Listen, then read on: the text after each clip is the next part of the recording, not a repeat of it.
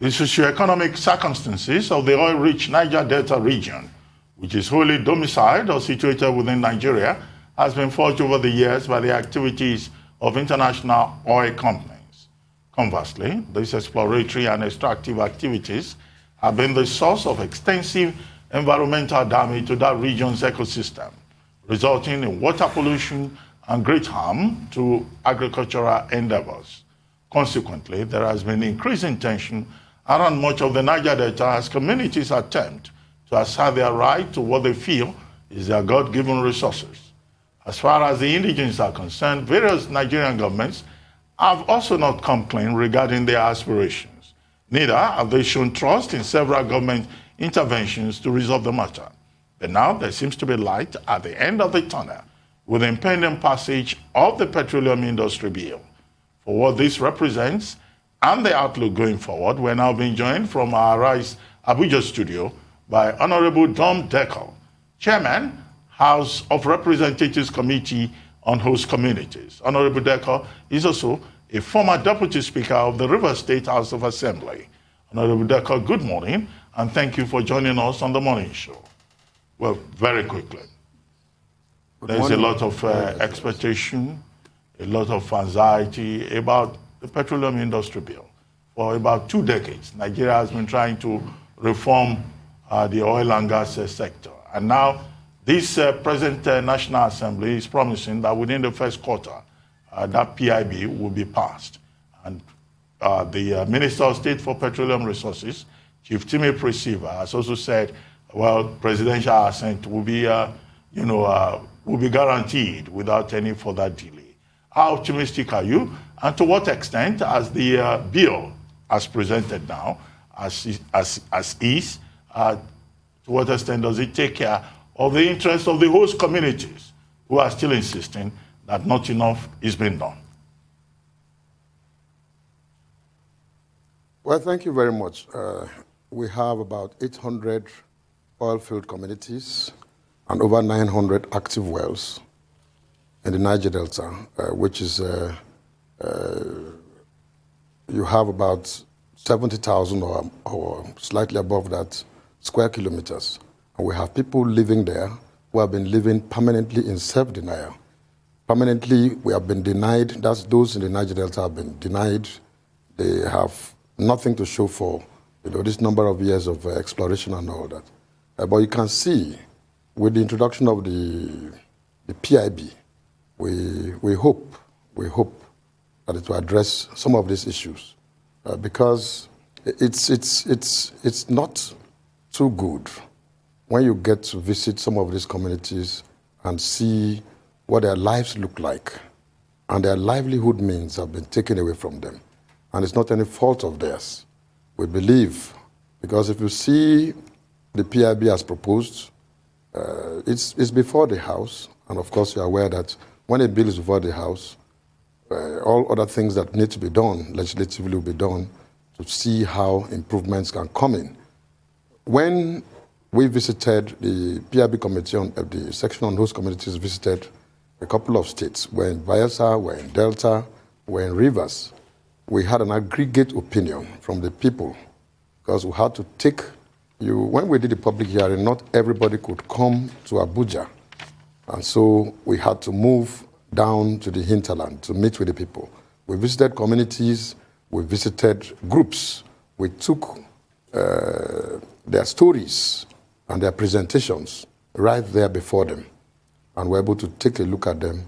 And the process of putting them together is what is going on now. If you see like what is the component of the host communities in the bill, there is about 2.5% as proposed. But what we have seen in the field is an average of 10% is what the people are demanding. Of course, when the bill is finally ready for passage and all that, it will address some of those areas. It will take those sentiments into consideration, and I believe that if passed and signed into law, assented to, then the host community will be better off than they are now.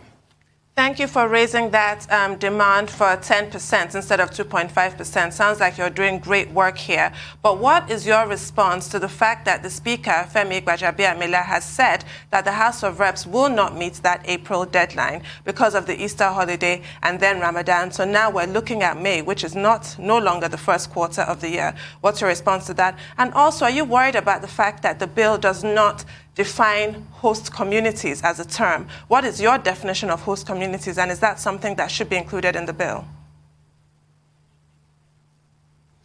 Well, thank you very much. Let me first of all thank the Speaker of the House and the leadership for finding it necessary to create this committee on host communities because a direct response to the long, standing yearnings of the people who have, if you ask me, I could say they have been raped because their resources are taken away and there's nothing to show for it. And this committee is there to try to see how we can address some of those issues, using a lot of legislative measures. And for the Speaker, I think everybody knows in every opportunity he has had, he has made it very clear that the issues of the passage of the PIB is sacrosanct. And if there are shifts in dates, I don't think the shifts are for too long, because we will agree that we have an Easter break and members must go home, to their constituencies and all that. So within that period, that short period is going to affect the process of the bill. And so if it is coming from April to May, I don't see too much of a problem there. After all, for the last 20 years, this bill has been in and out of Parliament. And so I only urge Nigerians to bear with the National Assembly. If there are a couple of shifts, it's not going to be a shift that is too bad. May and April, I don't see any much difference in it. All right, better late than never. Now, to the issue of the issue of the host communities. If you look at what has been described or defined as the host community, I think we're also trying to come up with a better definition of it. Because if I have an oil well in my community, for example, it doesn't make me the only community that is having issues of environmental degradation and all that. You have, if there's a gas flare, the impact is enormous, and it travels several kilometers. If there's contamination in the underground water, it's not located in one place, and so the definition is taking a wider scope now. You have the host communities, the impacted communities, and all that. All of them come up to this issue of host communities. So it's not just where you find an oil well or a gas station. No, I think there's a broader definition, which is what those of us from the host communities are also advancing. All right. Okay. Real quickly, before we go on a break, there's some concerns that is the Niger Delta not just killing, the goose with the golden hen. We've got NDDC, we've got state commissions, we've got the Ministry of the Niger Delta. And, all of this put together, then there's the PIB2 coming on top of it. So is this not a little bit too compacted? Number one, that would be the case. Then on top of that, then we have 13% derivation that's come to the Niger Delta. So anyway, let's take a short break. We'll take a short break and come back. Honorable Dekor, just stay with us. We'll take a short break. When we return, Rufai would take on that question again. And we'll be right back. Stay with us.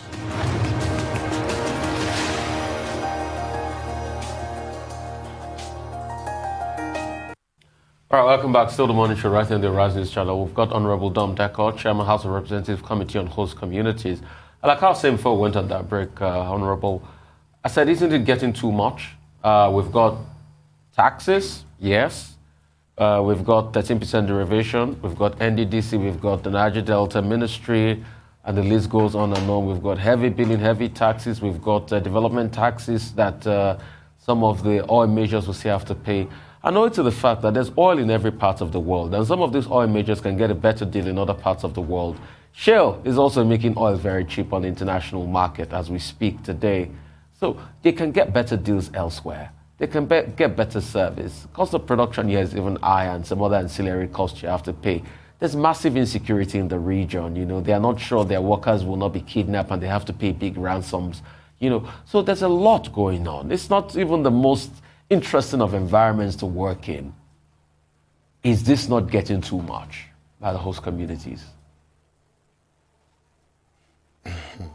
Well, I think it's not exactly too much. One thing first is you have to first of all find out the ones that are available, are they effective? If you ask me. Now you talk about the Niger Delta Affairs Ministry. Take a look at the East-West Road. It's been there for God knows how long. Nothing has happened about it. You know, it's just a mere tool of politics. And funds are not released.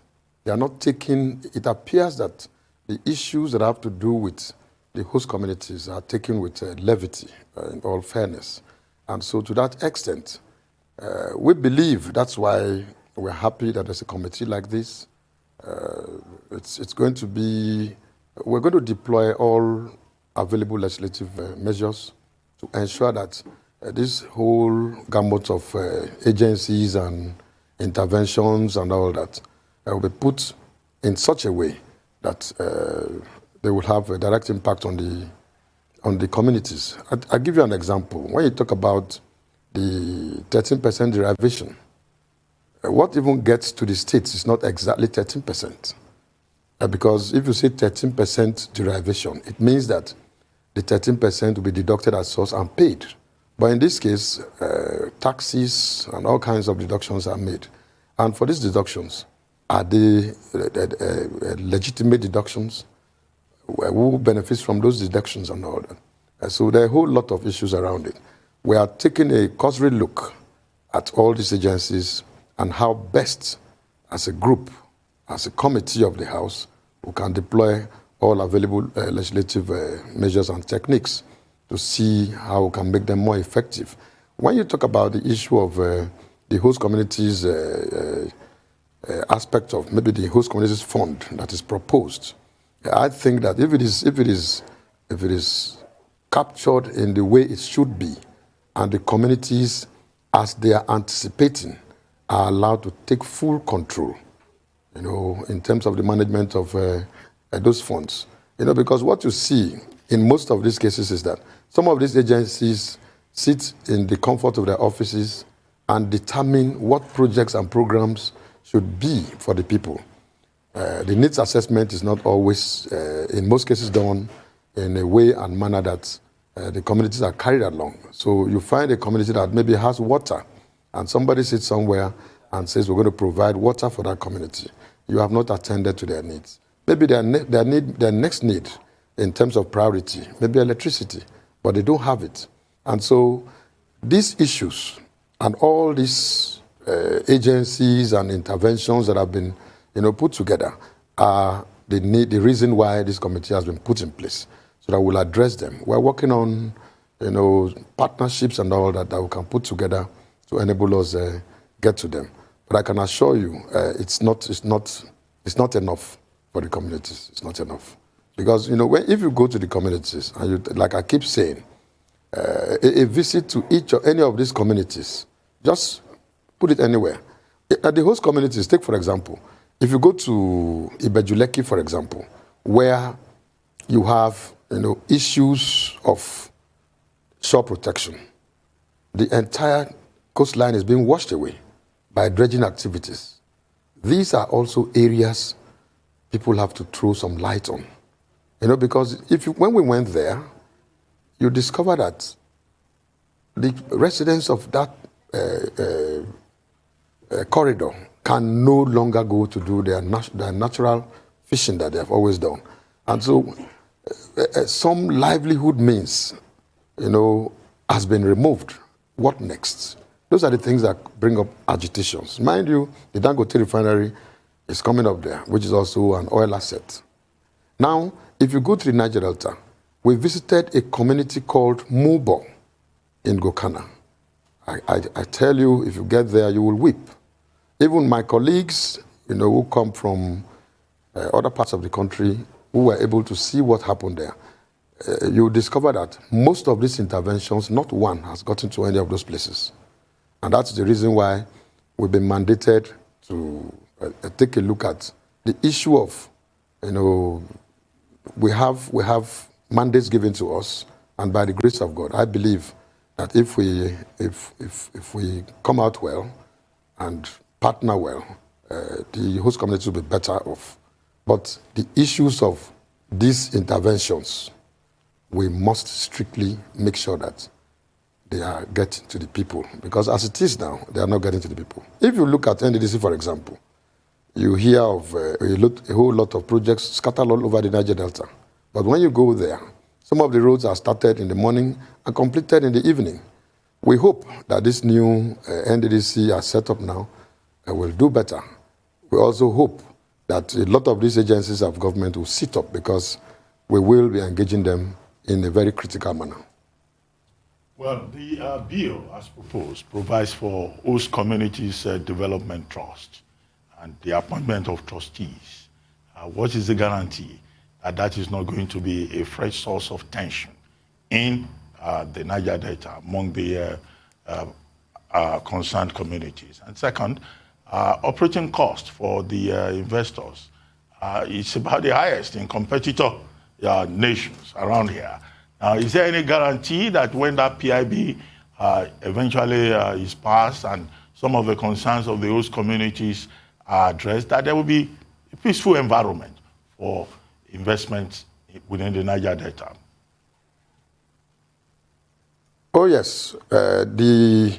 When the bill is assented to by Mr. President and is operational, I can tell you the cost will drop.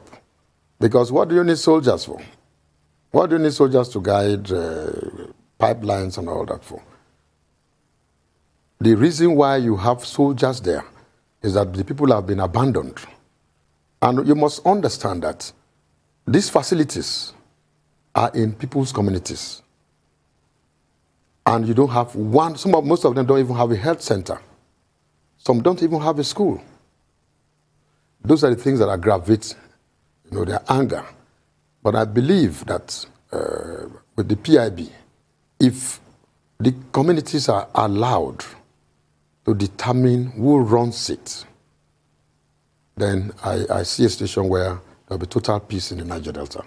And that is going to bring down drastically the cost of operating in any community in the Niger Delta. I can assure you of that.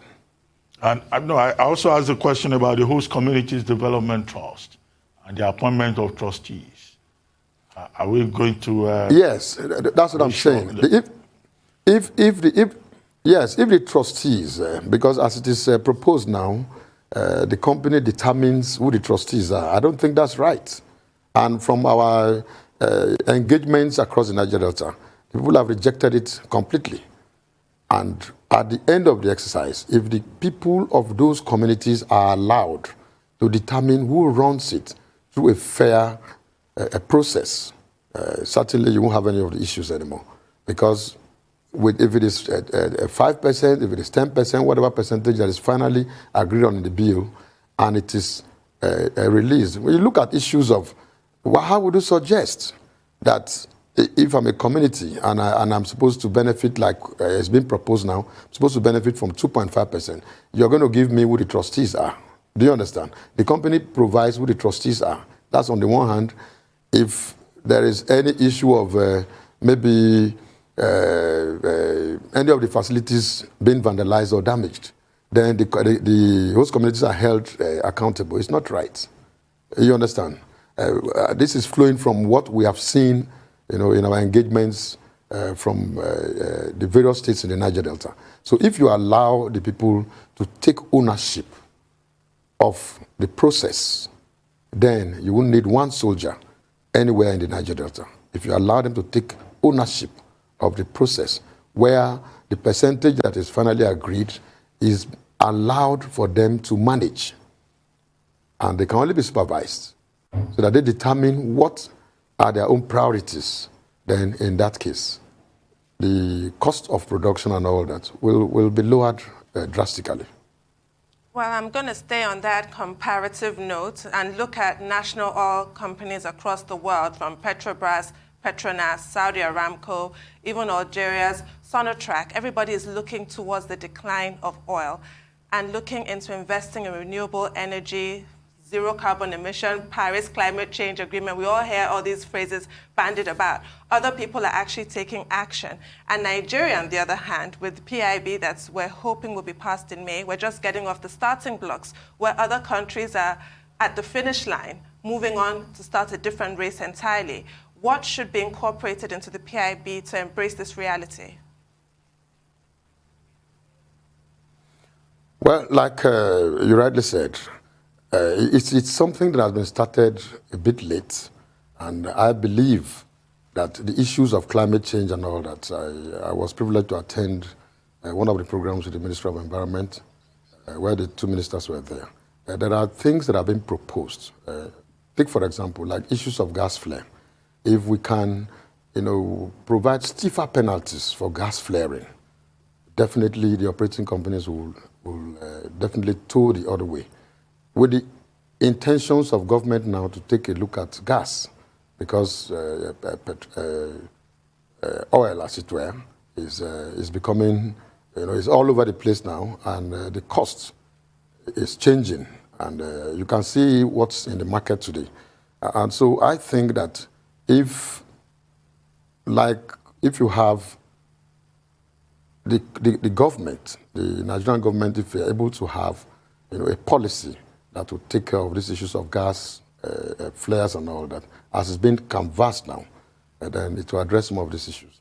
In the PIB also, if the issues of the environment are taken very seriously, then we'll be in line and in tune with all other areas of the world.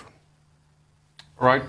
I just want you to tell me, what is it you will be doing with this PIB that will be different from other interventions in the Niger Delta region? It is not that the Niger Delta region has lacked interventions. It is the management of these interventions. One is the fact that through NDDC, these same oil majors that are still going to pay with this PIB are already paying something to the NDDC. But we saw how the NDDC case went with the dramatics that happened in the National House and the fainting spells and all of that. Management has always been the problem. So what will be different this time around?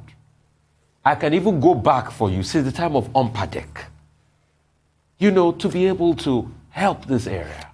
But nothing has been done. In Delta State, you have the SOPADEC, other oil producers have their own state development agencies, but nothing has been done. So it's not that it is bereft of intervention. It is the management.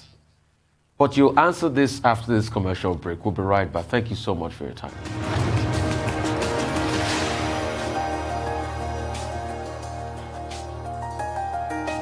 All right, welcome back. We're still talking to Honorable Dum Dekor, Chairman, House of Representatives Committee on Host Communities. And I did ask a question earlier on, what will be different this time around?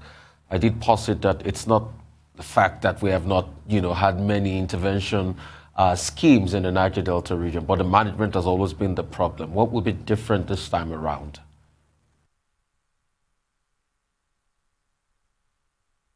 Now is the fact that the people are part of the process of this bill, the making of this bill, and when it's passed into law and assented to, their inputs are there.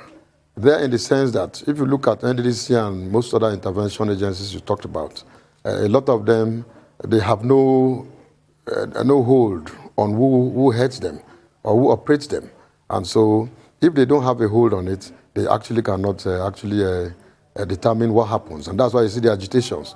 But if this bill is able to take account of the fact that those who are from those communities and the areas where this oil and the activities are taking place, in the bill as proposed, allowed to manage those resources that will accrue to the communities, I believe they will have a better process of engaging themselves to bring out the best.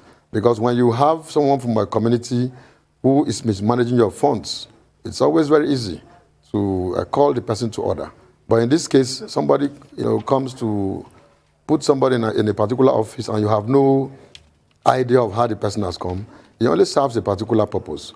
But this one, as proposed in the PIB, if the amendments and all that are being put in place are taken into consideration, then it will be a program of the people, and it will be run by the people. Those funds will be run by the people. So I believe they will do a whole lot better. Well, I mean, again, there was a question that was raised earlier about the definition of a host community. And I know you commented on it, but I would like you to talk a little bit more about that. Is it a town where, oil is being drilled, or any village where any pipeline passes through, or the state itself, or a senatorial zone, or maybe any part of Nigeria where you have pipelines passing through? Because those communities can also say, oh, we are hosting some pipelines, and we are also a host community, and we're exposed to risks, environmental risks, social risks, and all kinds of risks. What's the conversation around that definition? Because you are the chairman of the House of Reps Committee on Host Communities. I can tell you from the aggregate opinions we'll get from the field, particularly in our tour of the Niger Delta. If you say only exactly where maybe there's an oil well, maybe there's a cap, a wellhead and all that, then it would address the question. It's an area, and if you also talk about exactly everywhere you find pipelines all over the country, you would also be telling me that the entire Nigeria is a host community, because you also have to address the issues of petrol dispensing stations. So what I think is important, and the way it should go, we have over 800 communities that are found around oil fields in Nigeria. As of today, we have over 900 active wells. We also have, a whole lot of infrastructure all over the place. And so it is an area, because if, like in my community, I don't have a particular well, but we fall within, an area that is called the Yola, where they have the old OML 11. But the effect of that gets to my community and several other communities around there. I'll just give you a very simple example. If you go to Port Harcourt today, we have what we call the black soot that is killing residents and indigents of that place very slowly, even if government has decided not to do anything about it. Now, all those areas, you see the activities of oil production. They have come out in its entirety to destroy the place. So you cannot tell me if there's a pipeline that is coming from maybe Bonny, for example, and maybe going to Maradi or Katsina or whatever, then you class them as host communities. There should be some. We have the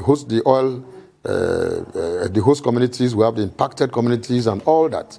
There should be, you shouldn't lump them up, because anywhere you find a pipeline that is not within the area of production, I don't think it's necessarily, because those are just transporting products from point A to point B. If not, you will be telling us that the entire country called Nigeria is a host community. So the host communities have been defined clearly. If you say there's one oil field, for example, oil well, in a local government, it does not also mean that other sections of that local government cannot benefit from it, because the impact of it affects most other parts of the local government. So I think looking at it from the point where the states and the local governments and the communities are involved, you will find it. Of course, we have frontier areas where oil is being found. We also have oil that has been found in all other areas. The PIB also will address them as they get to those areas. But as it is today, it should be, the host community should be described as those communities where the activities of the oil production and the extractive industry is continuously affecting the people, and not just every part of the country. Right, Honorable. We only have 2 more minutes to go. I'd like your take on Section 242 of the PIB, which says the Board of Trustees is to be set up by the settler, who will determine its membership and the criteria for their appointments, and so on. Subsection 2 says that the membership of the Board of Trustees will include persons of high integrity and professional standing who may not necessarily come from any of the host communities. What is your take on that, very quickly, in the last 2 minutes that we have? Oh, yes. Who determines the integrity of anybody? I think, like, from what we have seen in the Niger Delta and all the places we've gone to do engagements with them, the settler, of course, will have an idea of the structure, but not to the extent of imposing anybody on the communities. They may have one person on the board. If you have one person on the board, that's okay, but not to the extent of determining who gets where as it affects the board. I don't think it will be acceptable. That's what the bill says in Section 242. And so, oh yes, but the bill it's a bill. It's going through the process. Hopefully. And so, oh yes, but by the time it comes out, I am too sure that some of those areas will be tinkered with, because in the course of our legislative engagements, we've discovered that that is exactly not where the people are going.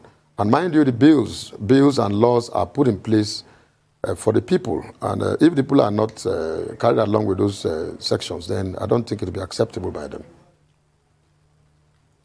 Right. Real quickly, I just want to ask you this. The communities, how would you avoid infractions among different factors in the community? We saw a free-for-all fight break out the other day while this was being discussed in the National House. Communities fighting already.